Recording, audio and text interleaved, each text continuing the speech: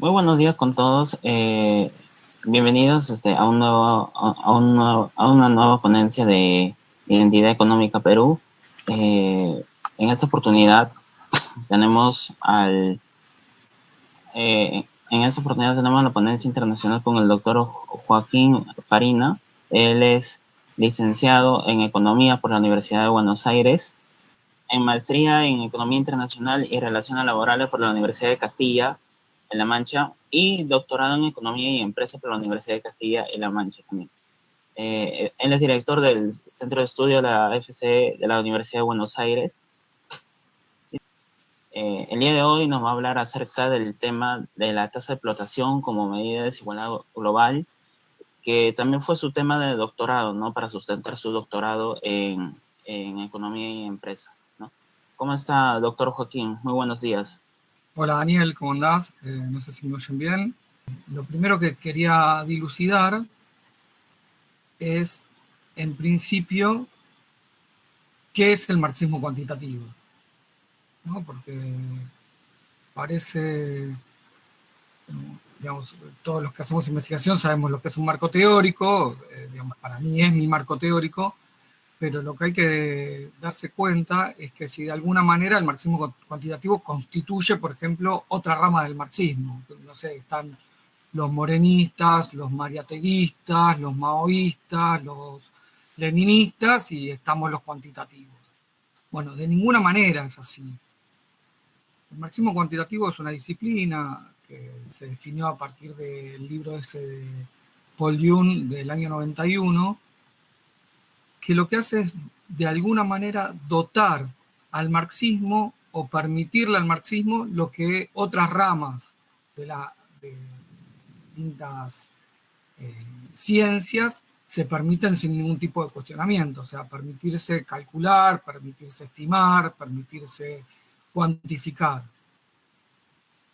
Y de alguna manera salir de la lógica de la discusión marxista, que era la guerra de citas. Mirá, yo tengo dos citas de Trotsky y una de Lenin que apoyan lo que yo digo, y yo tengo una de Marx, de un Grundrisse, que apoya lo que digo yo, y así estamos en una guerra donde lo que importa es la cantidad de renglones que juntamos, que apoyan lo que dice uno y lo que dice otro, sin importar el correlato empírico. A veces uno podría llegar a pensar que si esa era la dinámica en la cual se comportaba el marxismo, esta dinámica, esta nueva dinámica de cuantificar, sería una dinámica en alguna medida antimarxista. Y yo creo que al revés. Yo creo que, bueno, no voy a acusar de antimarxista la guerra de citas, pero yo creo que se es más fiel a Marx cuantificando. Digamos, no solo Marx cuantificó, Engels, por ejemplo, en la situación de la clase obrera en Inglaterra cuantificó, Lenin y cuantificó, Trotsky tiene cuantificaciones sobre los congresos, sobre la cantidad de asistentes y la composición social de los congresos bolcheviques. O sea, los marxistas de raíz cuantificaban. Marx se murió estudiando ecuaciones diferenciales, que era el avance teórico de la matemática del momento. Había una intención de cuantificar, había una especie de intención de cuantificar tanto por parte de Marx como por sus primeros seguidores. Vamos a pasar a la filmina 2. Daniel lo está manejando vos, ¿sí, no? Ahí está. Bueno, el marxismo cuantitativo, Jung lo separa en 4 tipos o en 4 categorías. La primera es el análisis histórico-institucional. Ese análisis, digamos, por ejemplo, los textos de Hobsbawm suelen tener datos. A mí el que más me gusta es el texto de Landes sobre la riqueza y la pobreza de las naciones, un texto que les recomiendo mucho leer de punta a punta si quieren. De hecho, creo que el que tengo yo me lo regaló uno de los que está conectado, Andrés. La segunda categoría es la de los estudios descriptivos con datos cuantitativos.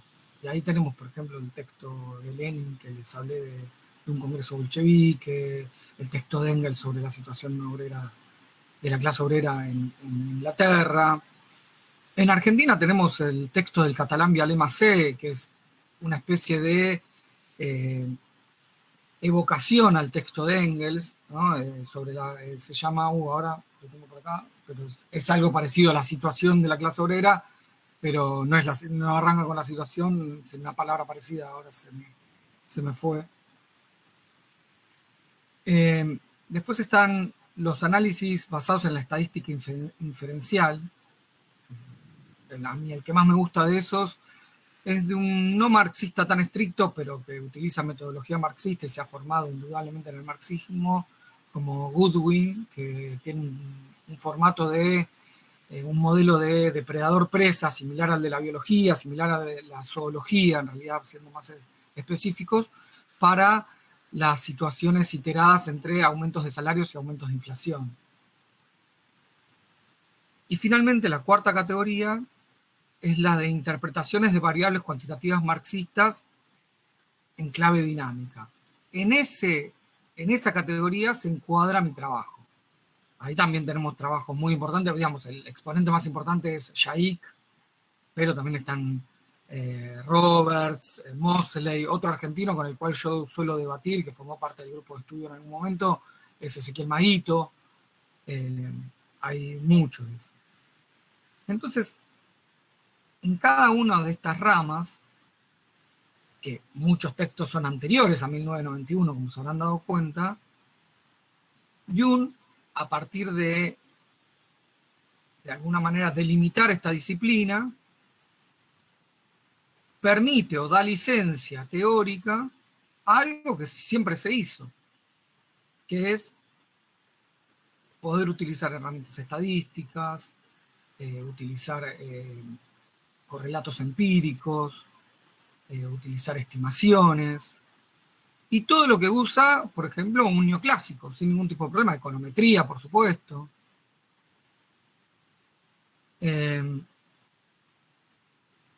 Entonces, vamos a la filmina siguiente. Un poco, a mí lo que me gustaría explicarles en qué consiste esta tesis. A ver, es algo raro esta tesis, ¿no? Porque lo que busca explicar, digamos, los objetivos son sobre la explicación de la desigualdad a nivel global, luego también se hace algo a nivel regional y luego por países, para muchos países, no para todos, pero sí para muchos.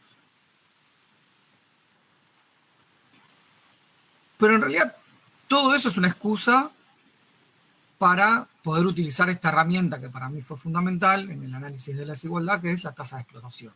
Tasa de explotación o tasa de plusvalía, utilizadas en esta tesis casi como sinónimos, no son exactamente sinónimos, ya ahí que establece algún tipo de diferencias, pero no tiene tanto sentido.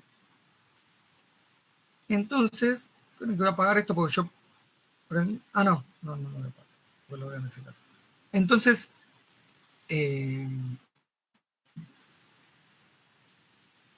mi objetivo para poder hacerlo a nivel global, para poder hacerlo a nivel regional y por países, es partir de algún dato que sea medianamente estándar a nivel internacional. Existe una fuente, existen varias, pero bueno, vamos a una fuente de datos estándar a nivel global, que son las cuentas nacionales que recopila Naciones Unidas y que corrige en caso de evaluar que en algún país hay algún tipo de distorsión con respecto a eso. Es muy, muy importante que las estadísticas sean estandarizadas, porque si no, no se puede comparar. Siempre las comparaciones tienen sus problemas, pero si partimos de estadísticas no estandarizadas, estamos en un problema. Hace unos años en Argentina hubo un debate muy grande sobre la pobreza. La cantidad de pobres, no voy a andar sobre eso, pero en realidad la pobreza, al ser una medida relativa entre distintos grupos de la población, no es lo mismo ser pobre en Argentina que en Perú que en Alemania. Entonces no tiene sentido decir en Alemania hay 10% de pobres y en Argentina hay 15 o en Argentina hay 6, no importa, porque los pobres de Alemania no son los pobres de Argentina. En cambio, si utilizamos estadísticas estandarizadas, podemos comparar Alemania con Argentina. Puede haber otros problemas, pero no parte de la estadística diferente, del origen, por lo menos no tiene ese error de origen.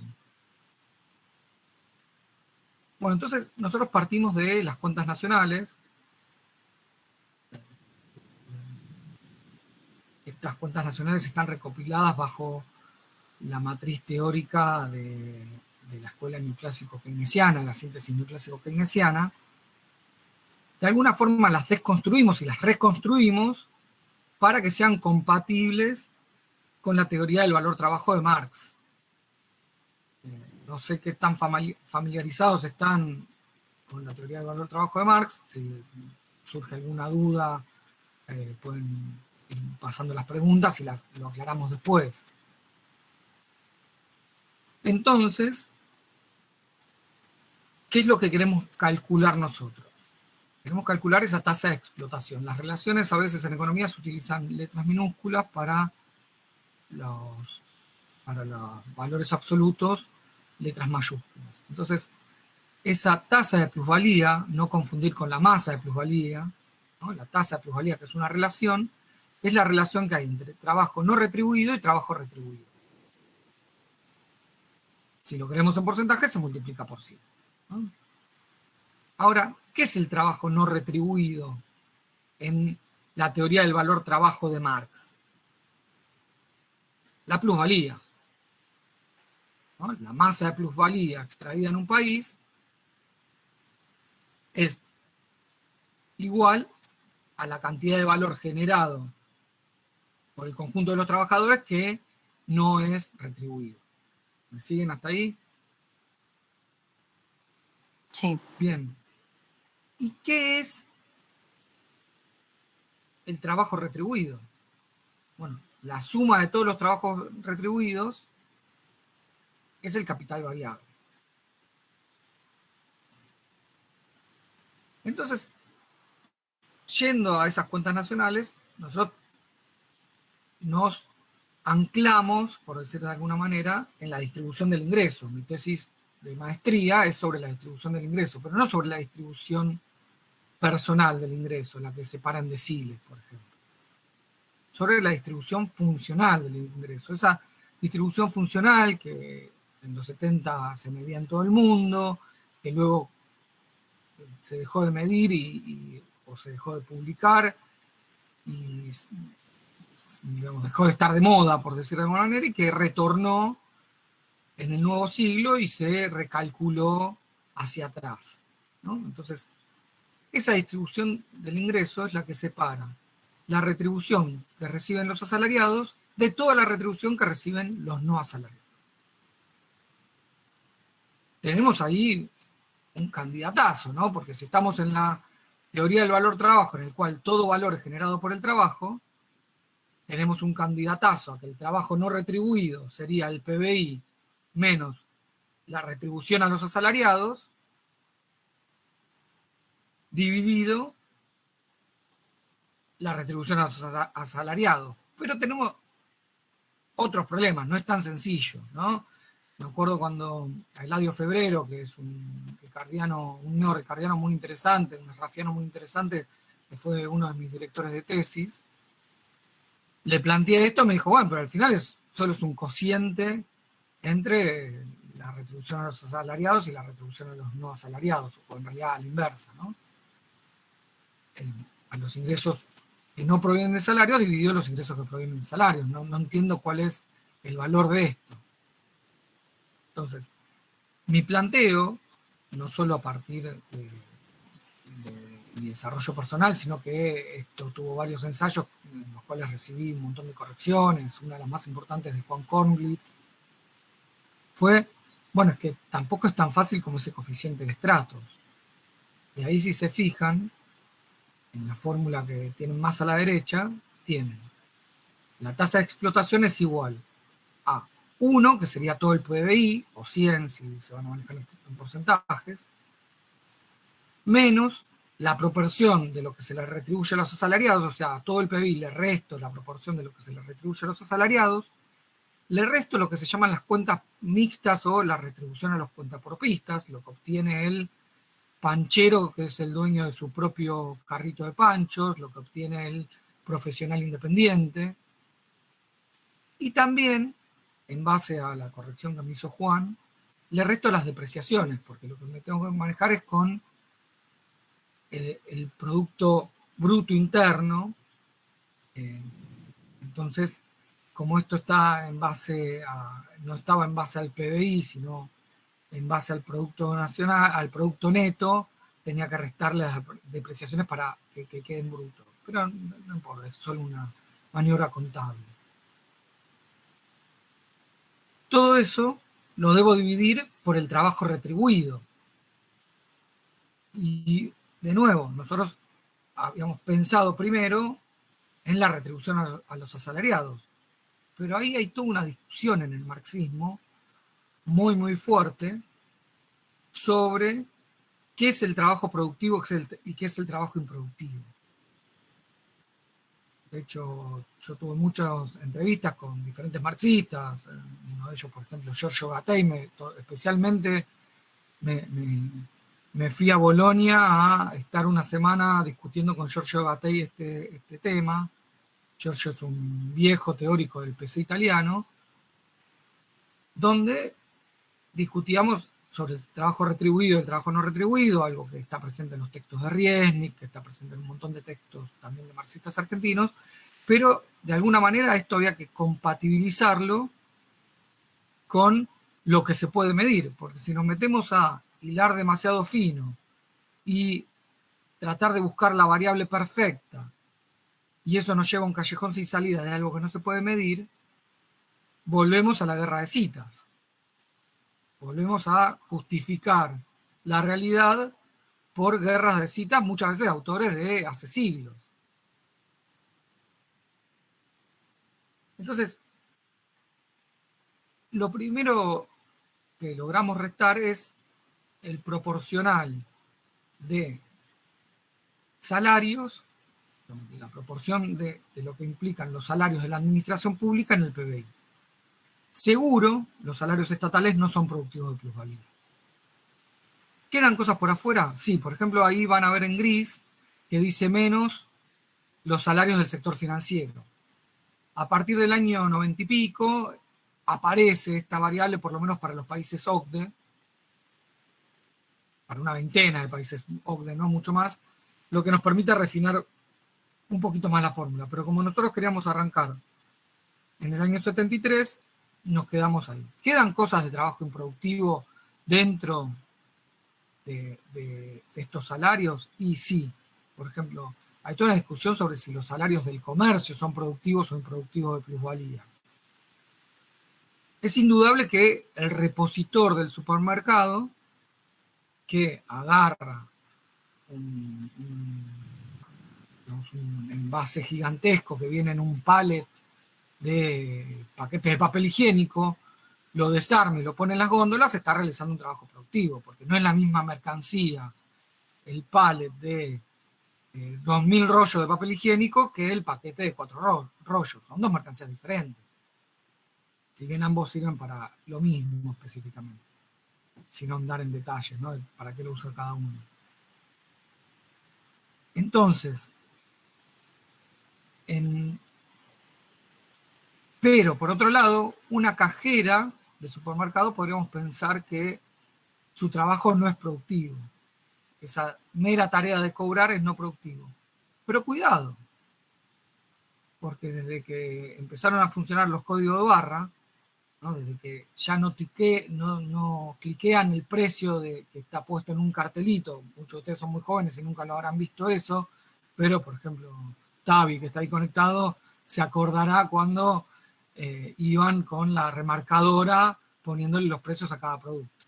Ahora se hace directamente, se pone un cartelito en la góndola y se hace directamente por el código de barras. Pero ese código de barras no hace solo eso. Ese código de barras también hace control de stock del supermercado. Entonces, ese trabajo de la cajera, ¿es productivo o es improductivo? Estamos en un problema. Entonces, cada puesto en el comercio entra en discusión de cuán productivo es o cuán improductivo es.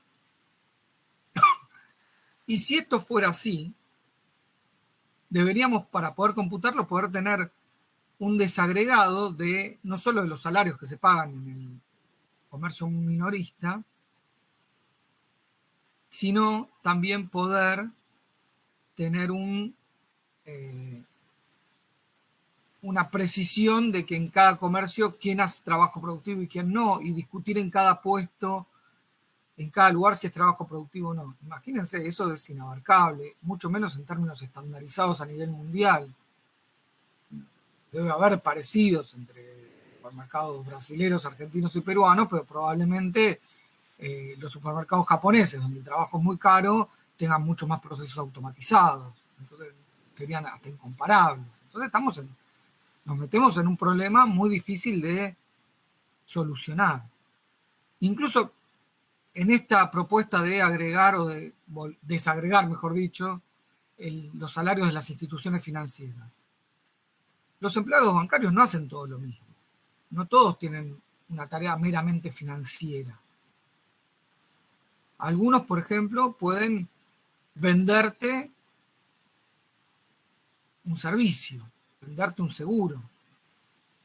Por ejemplo, el seguro de incendio de tu casa, el seguro de tu auto, un seguro contra el robo de tarjeta de créditos. Y eso es un servicio. O te pueden vender una tarjeta de crédito. Y eso es un servicio. Están vendiendo un servicio, o sea, un bien intangible o un bien tangible, dependiendo, ¿no? En consecuencia, habría que restarle el salario del sector financiero, pero sumarle el trabajo de los que trabajan en el sector financiero, pero te venden servicios. Y la gente que hace dos tareas al mismo tiempo, ¿cuánto le atribuimos del salario a uno del salario a otro? Entonces, todo esto está plagado, de alguna manera, de decisiones que uno toma. Decisiones que no dejan de ser arbitrarias. Uno trata de tomar la más racional posible de acuerdo al marco teórico que eligió, pero cada decisión goza de una gran arbitrariedad. Yo siempre prioricé para esto poder hacer un desagregado que me permita avanzar con la medición. O sea, si alguna decisión me lleva al callejón sin salida y a volver a la guerra de citas, voy a abandonar ese camino y voy a volver al que me permita medir. Por lo tanto, lo que estoy midiendo estrictamente no es la tasa de explotación o la tasa de plusvalía. Es una variable proxy de ella, ¿no? Con todo lo que, ¿se acuerdan cuando vieron estadística? Un estimador. Habría que ponerle un sombrerito a eso, como hacen los estadísticos. ¿Y a mí qué me importa de ese estimador? ¿Qué es lo que me resulta interesante? Sin meternos en el tema de que sea sesgado y la varianza, en temas muy técnicos, lo que me importa es que se comporte como se comporta la variable misma. Para poder decir, bueno, estoy calculando esto, que no es exactamente lo que quiero calcular, pero se mueve igual. Entonces en el tiempo puedo hablar de su evolución. ¿Me importa el valor en un año? No es tan importante, sí su evolución. ¿Me importa el valor en un año en un país? Tampoco, mucho menos, pero sí que es comparable entre distintos países.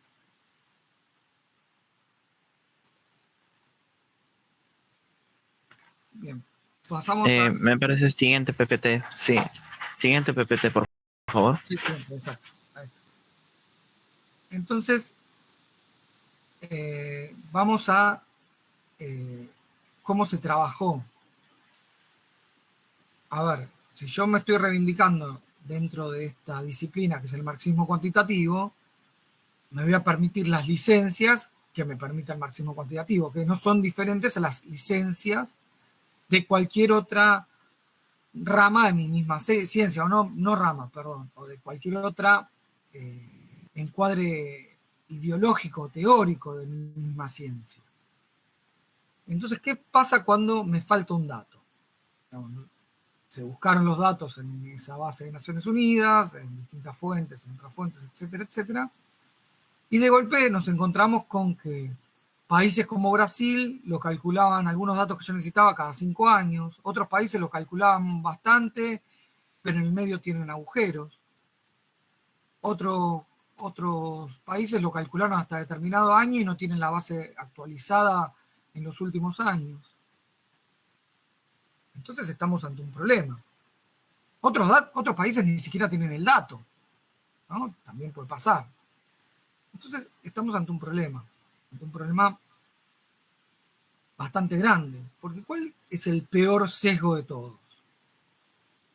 Por supuesto, suponerlo cero o perder la potencia del cálculo, que es para mínimo, anda rotando el 95%, sumado a todos los países, el 95% de la economía mundial.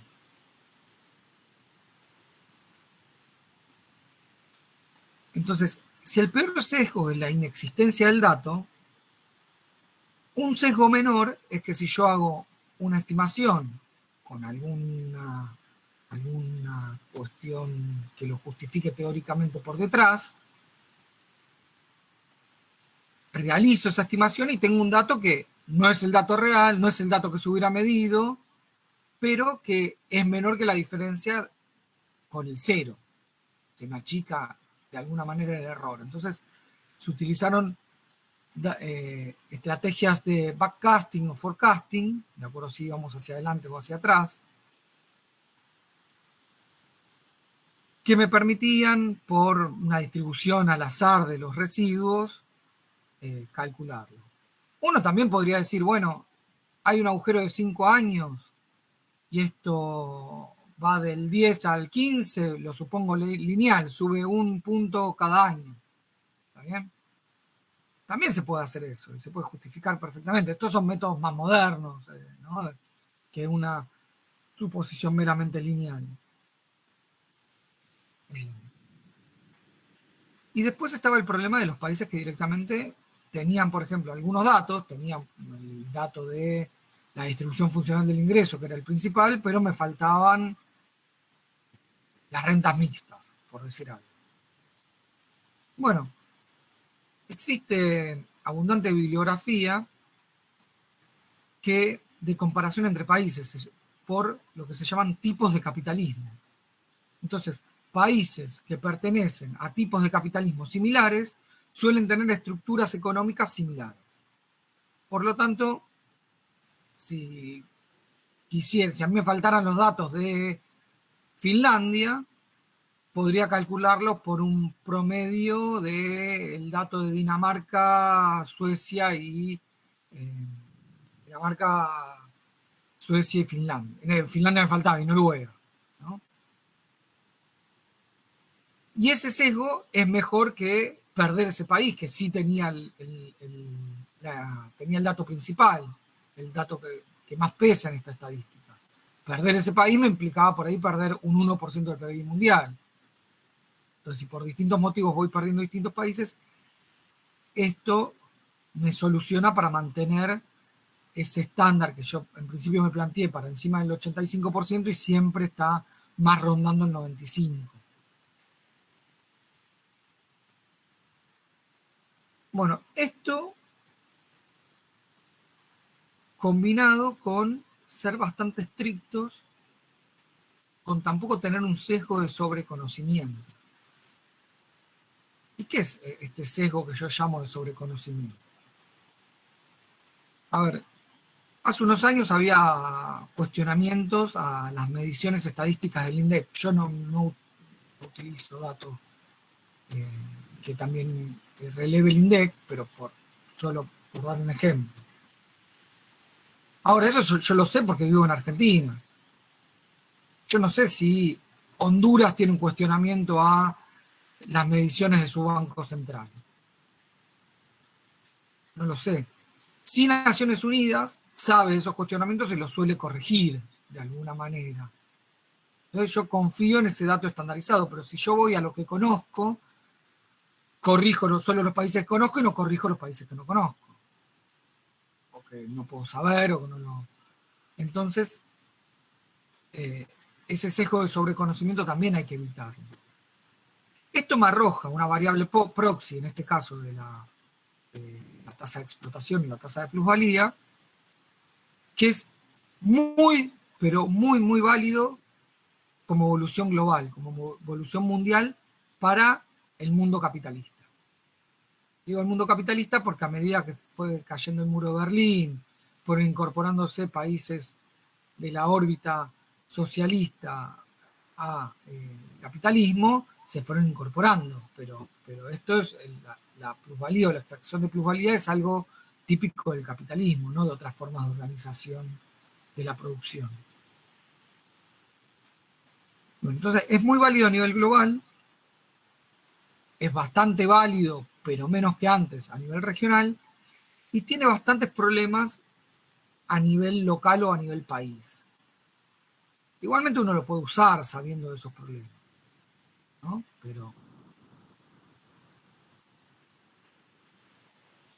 pasando a la filmina que sigue,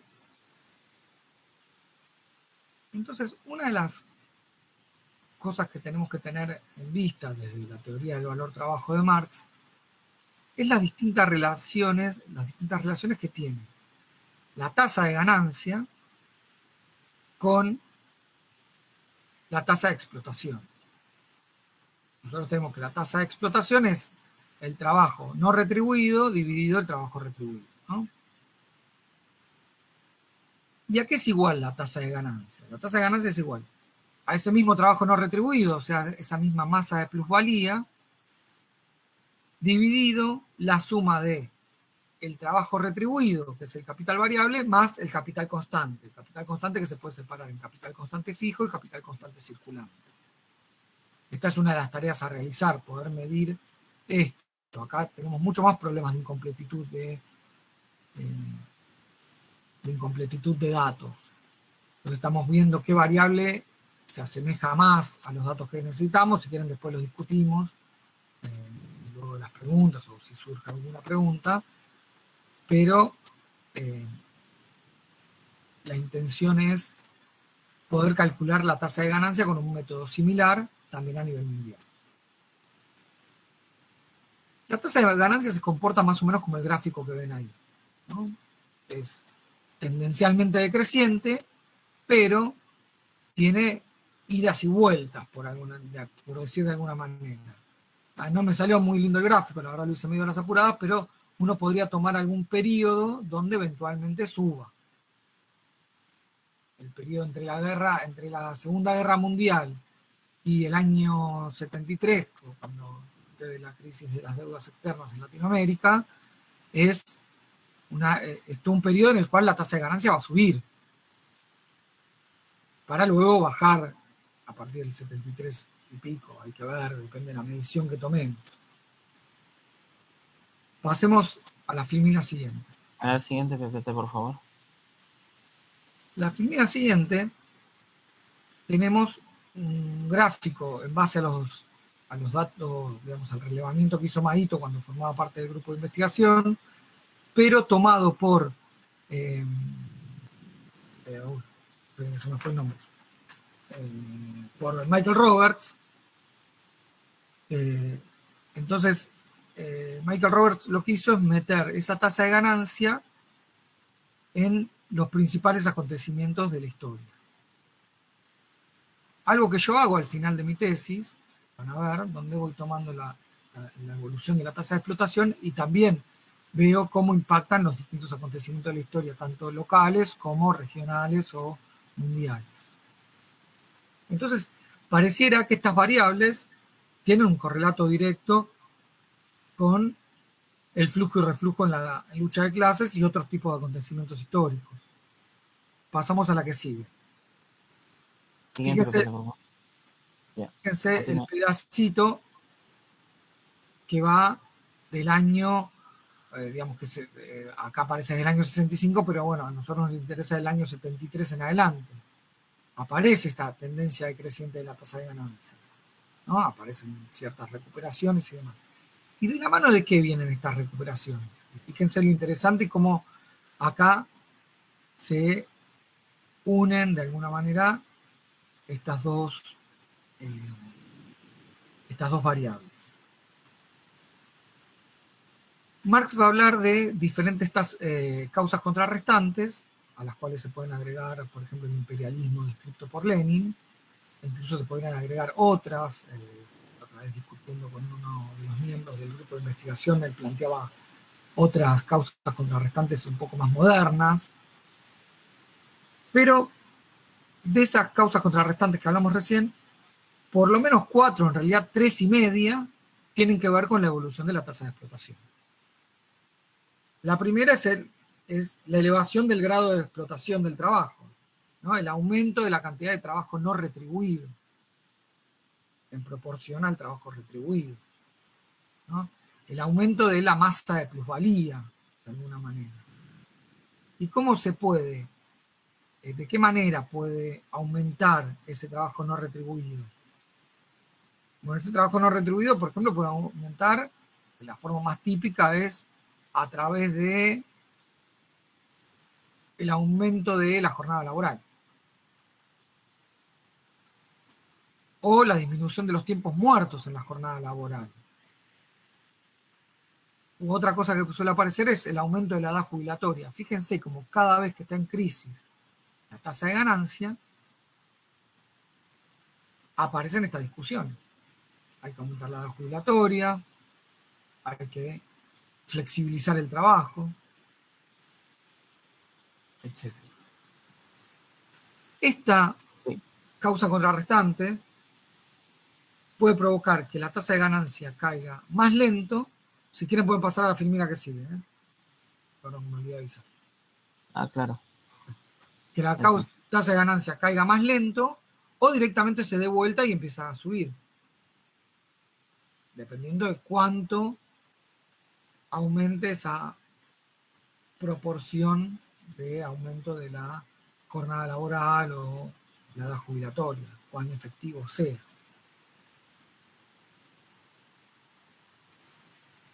Siempre hay que prestar atención. Cada causa contrarrestante tiene su limitación. No me voy a meter con las limitaciones, pero imagínense que el aumento de la edad jubilatoria tiene un límite. La abolición de la jubilación, por ejemplo. Pero es el límite. Ya más no se puede. Que uno trabaje hasta morir. Pero a no ser que estemos en una de estas películas o series de zombies, los zombies no trabajan, los muertos no trabajan, ¿no? Entonces, no, más allá de la muerte no se puede prolongar, hay un límite. Y cada una de las causas contrarrestantes tiene un límite.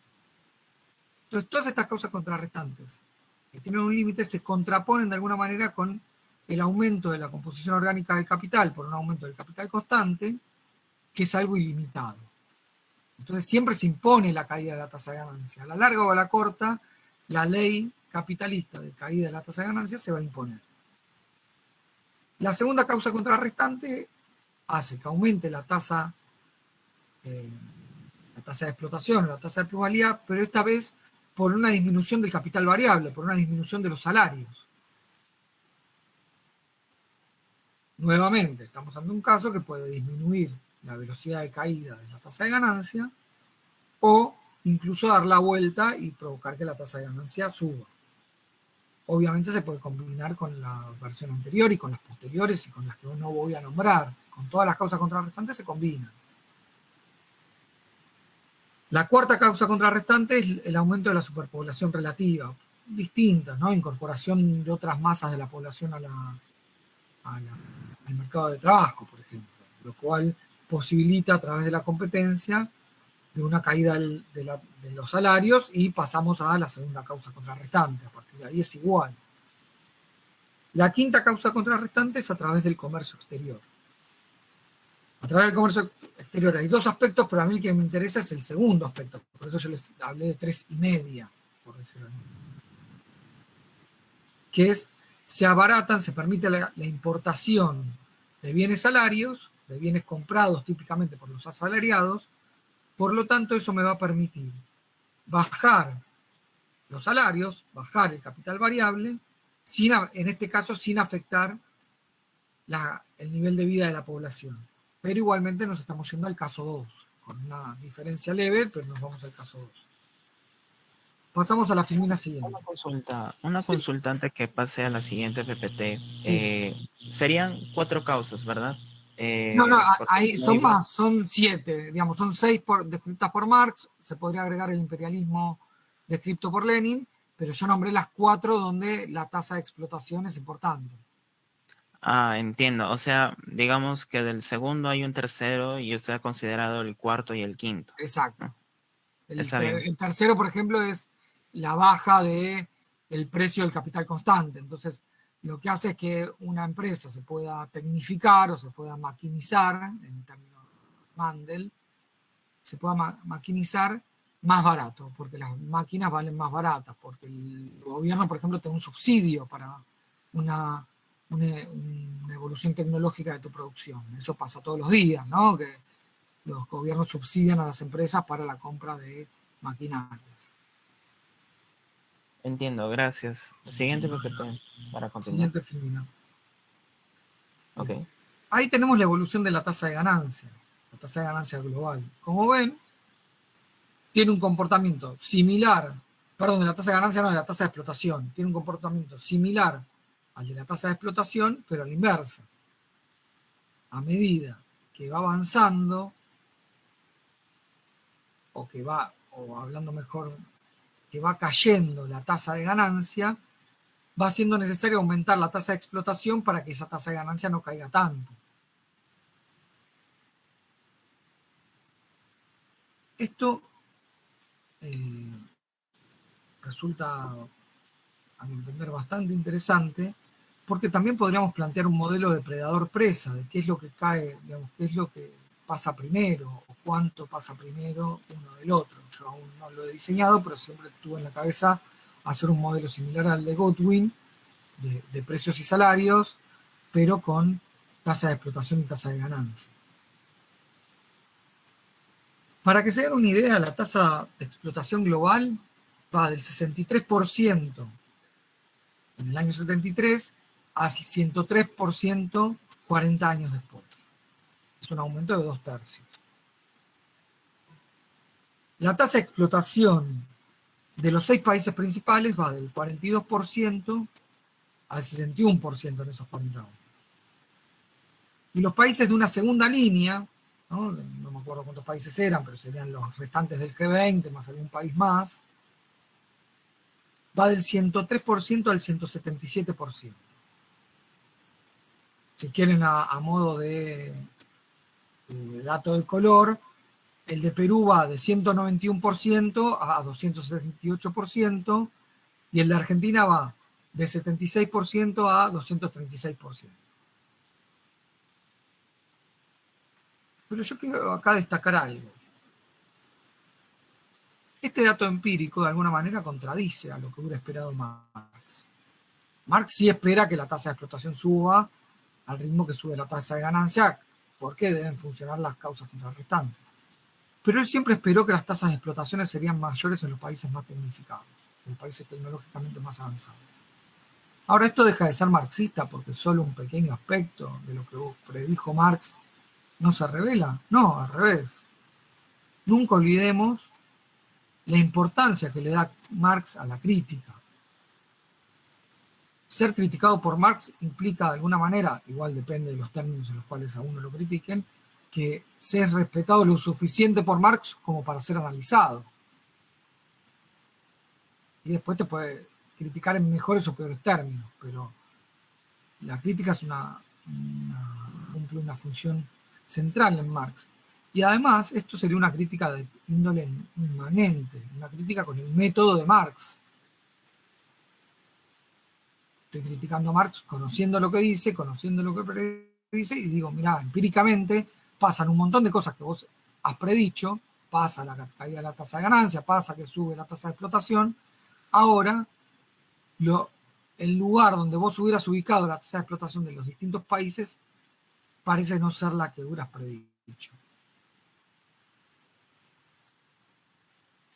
Para terminar, la última filmina, hay muchas conclusiones, en realidad la anteúltima, hay muchas conclusiones posibles de este trabajo, pero la más la más importante, o la única que voy a desarrollar acá, es la conclusión de índole teórica. No solo es posible medir desde el marxismo, sino que además se torna necesaria la medición desde el marxismo. Se torna necesaria para poder ubicar al marxismo en un nivel epistemológico similar a todas las demás ramas de la economía, en este caso, pero podría ser de la sociología, el análisis histórico, de lo que fuera. Y muchísimas gracias por su presencia. A través de la página de Identidad Económica Perú, se estará compartiendo por la transmisión del día de hoy el canal, ¿no?, de YouTube acerca del marxismo cositativo del Centro de Estudio, y su página también, donde se encuentra su tesis, ¿no?, de doctorado. Eso sería todo, y muchísimas gracias a todos los presentes. Bueno, te Muchísimas gracias. agradezco. Chao, hasta luego. Chao, Igualmente. Vivi. Muchas gracias, buenas tardes. Chao, Lemena. Chao.